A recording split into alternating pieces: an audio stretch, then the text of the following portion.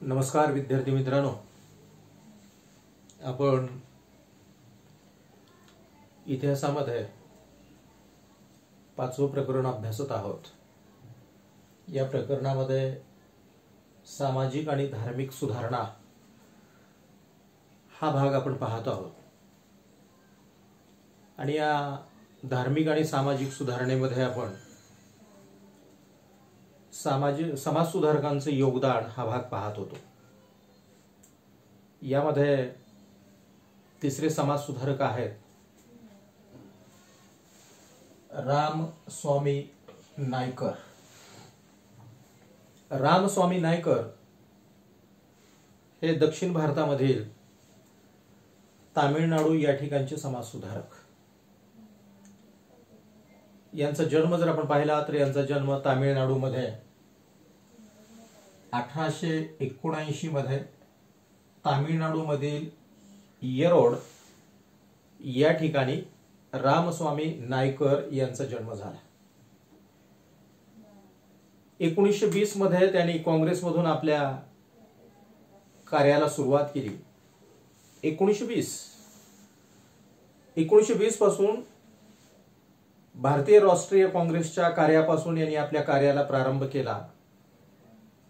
गांधीवादी विचारसरणीचा यांच्यावर मोठ्या प्रमाणात प्रभाव होता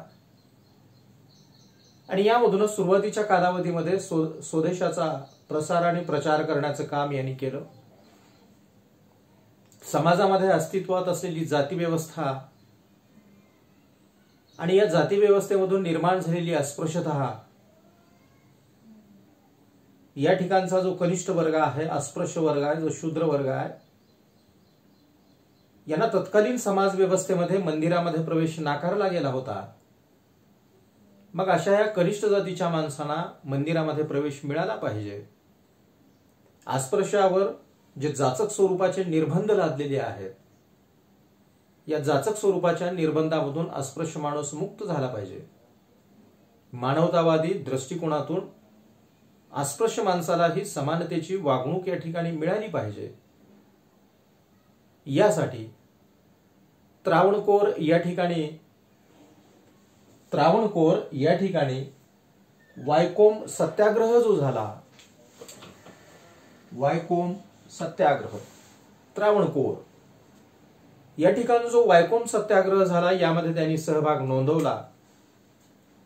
याचबरोबर तामिळनाडूमध्ये स्वाभिमान आंदोलन ही त्यांनी या ठिकाणी सुरू केलं। वायकोम सत्याग्रहामध्ये सहभाग नोंदवला, स्वाभिमान आंदोलन त्यांनी या ठिकाणी सुरू केलं। जी वर्णव्यवस्था निर्माण झालेली आहे, या वर्णव्यवस्थेच्या विरोधी, आपल्याला वर्णव्यवस्था माहिती आहे, जी की 4 भागामध्ये विभागली गेलेली वर्णव्यवस्था, आणि ही बंदिस्त स्वरूपाची वर्णव्यवस्था होती आणि त्यामधूनच जातीयता आणि अस्पृश्यता निर्माण झालेली होती। आणि त्यामुळे या वर्णव्यवस्थेच्या विरोधात त्यांनी लढा उभा केला। समाजामध्ये अस्तित्वात असलेल्या बालविवाहाच्या या कुप्रथेच्या विरोधीही त्यांनी लढा उभा केला। स्त्रियांना स्त्रियांचे न्याय हक्क मिळाले पाहिजेत, संतती नियमन या ठिकाणी झालं पाहिजे। या सगळ्या बाबीवरती क्रांतिकारक स्वरूपाचे विचार मांडण्याचं काम रामस्वामी नायकर यांनी केलेलं आपल्याला दिसून येतं। ते एक प्रभावी वक्ते होते,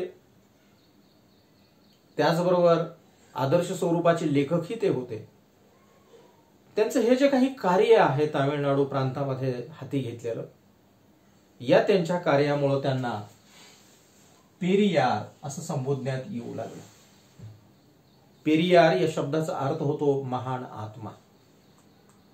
म्हणजे रामस्वामी नायकर हे महान आत्मा आहेत, त्यामुळेच त्यांना पेरियार असं संबोधण्यात येऊ लागलं आणि इथून पुढे त्यांची ओळखच पेरियार म्हणून झालेली आपल्याला दिसून येते।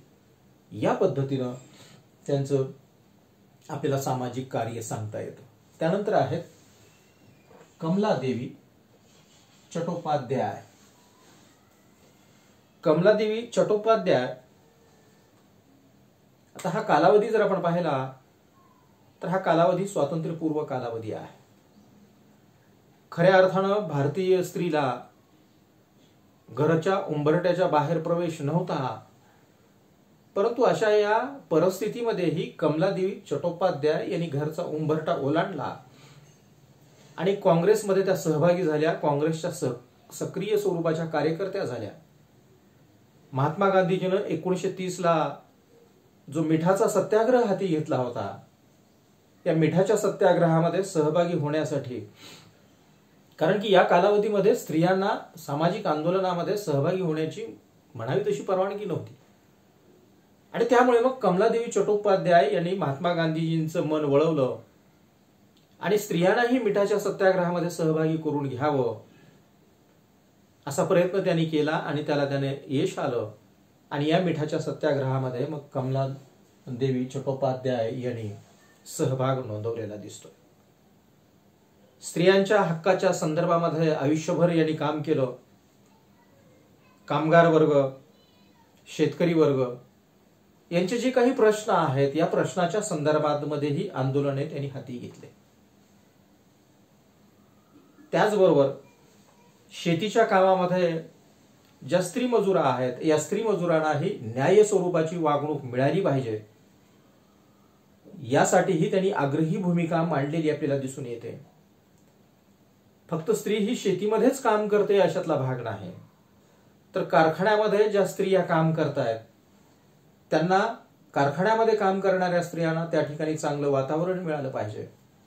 स्त्रियांना बाळंतपणाची पगारी रजा या ठिकाणी मिळाली पाहिजे, यासाठी सुद्धा कमलादेवी यांनी पाठपुरावा केलेला दिसून येतो.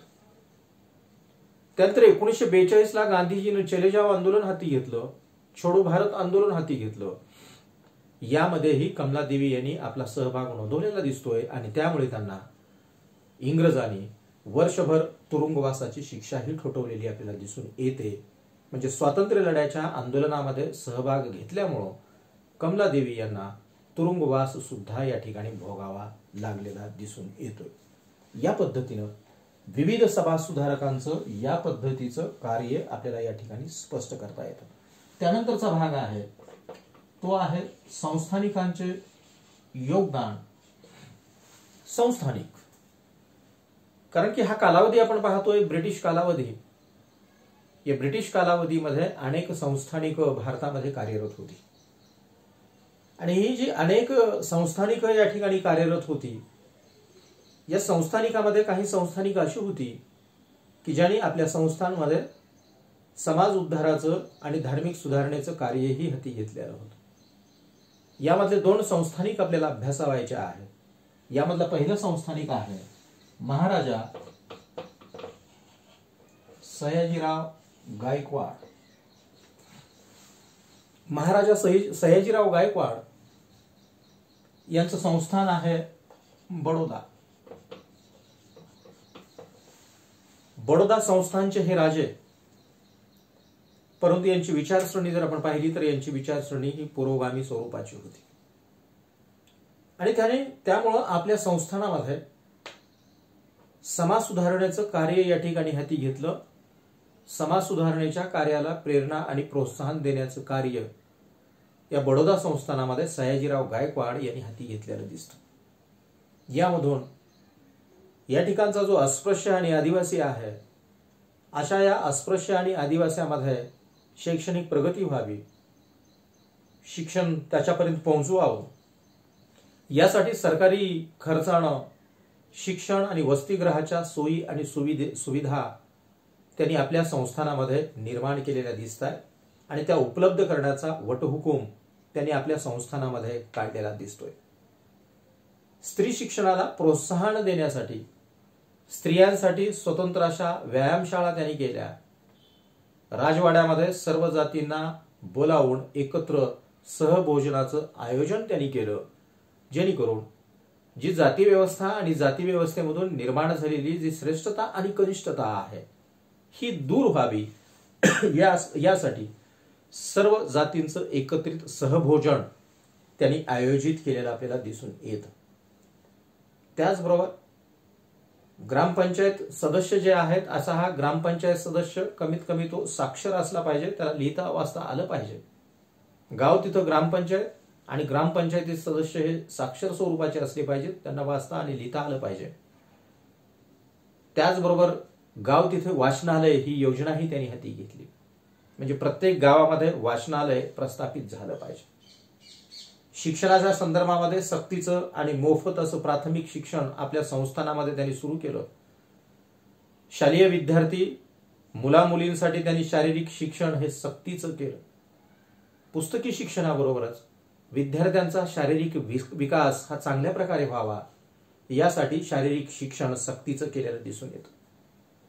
जे शेतकऱ्यांची मुलं आहेत अशा या शेतकऱ्यांच्या मुलांना शेतीपूरक स्वरूपाचं कौशल्य या ठिकाणी प्राप्त व्हावं यासाठी त्या प्रकारचा अभ्यासक्रमही त्यांनी निर्माण केलेला दिसतोय.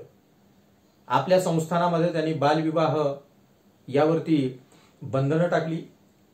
विधवा पुनर्विवाह समाजामध्ये घडले पाहिजेत यासाठी आग्रही भूमिका त्यांनी मांडली. आपल्या संस्थानामध्ये ज्या विधवा आहेत त्याचबरोबर ज्या मुली आहेत यांनाही माहेरच्या संपत्तीमध्ये मिळकतीमध्ये वाटा मिळाला पाहिजे या स्वरूपाचे कायदे त्यांनी आपल्या संस्थानामध्ये केलेले दिसत आहेत. हे सर्व जे कार्य त्यांचं आहे हे त्या काळातील अतिशय क्रांतिकारी स्वरूपाचं कार्य आपल्याला सांगता येतं. त्यानंतरचे संस्थानिक आहेत राजर्षी शाहू महाराज. राजर्षी शाहू महाराज आणि त्यांचं असलेलं कोल्हापूर या ठिकाणचं संस्थान, महाराष्ट्र आणि महाराष्ट्रामध्ये असलेलं कोल्हापूर संस्थान आणि त्या संस्थानाचे असलेले राजे राजर्षी शाहू महाराज. आता राजर्षी शाहू महाराज हे जर आपण पाहिले तर यांचं जे संस्थानिक आहे यांच्याकडे जे राजपद या ठिकाणचं होतं, यांनी आपली पूर्णतः राजकीय यंत्रणा आहे समाजामध्ये निर्माण झालेल्या सामाजिक समस्या दूर करण्यासाठी आपली सर्व राजकीय यंत्रणा आणि प्रशासकीय यंत्रणा खर्ची घातलेली आपल्याला दिसून येते. जगामधला हा असा एकमेव राजा आहे ज्यांनी आपली राजकीय कारकीर्द ही समाजामध्ये निर्माण झालेल्या समस्या दूर करण्यासाठी वापरलेली दिसून येते. त्यांनी ब्राह्मणेतराची चळवळ आणि या चळवळीचं नेतृत्व महाराष्ट्रामध्ये केलेलं आपल्याला दिसून येतं. डॉक्टर बाबासाहेब आंबेडकरांच्या नेतृत्वाला पाठिंबा देण्याचं काम राजर्षी शाहू महाराजांनी केलं. त्यांनी कोल्हापूर संस्थानामध्ये आरक्षणाचा जाहीरनामा घोषित केला आणि आपल्या संस्थानामध्ये भारतामध्ये सर्वप्रथम त्यांनी आरक्षण या ठिकाणी लागू केलं. मोफत व सक्तीचे प्राथमिक शिक्षण त्यांनी या ठिकाणी आणलं. गाव तिथं शाळा, प्रत्येक गावामध्ये शाळा स्थापित केल्या त्यांनी. एवढंच नव्हे तर सक्तीचं प्राथमिक शिक्षण या ठिकाणी केलं. त्या प्रकारचा शिक्षण कायदाच त्यांनी आपल्या संस्थानामध्ये आणलेला दिसतो. रोटीबंदी, बेटीबंदी आणि व्यवसायबंदी यावरती त्यांनी टीका केली.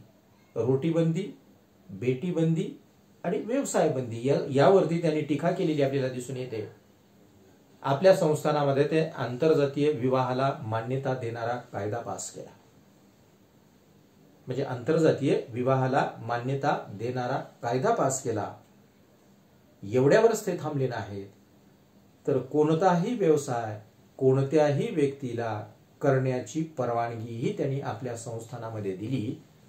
म्हणजे हे सर्वच कार्य राजर्षी शाहू महाराजांचं जर आपण पाहिलं तर समाजामध्ये आमूलाग्र परिवर्तन अथवा बदल करणारं होतं.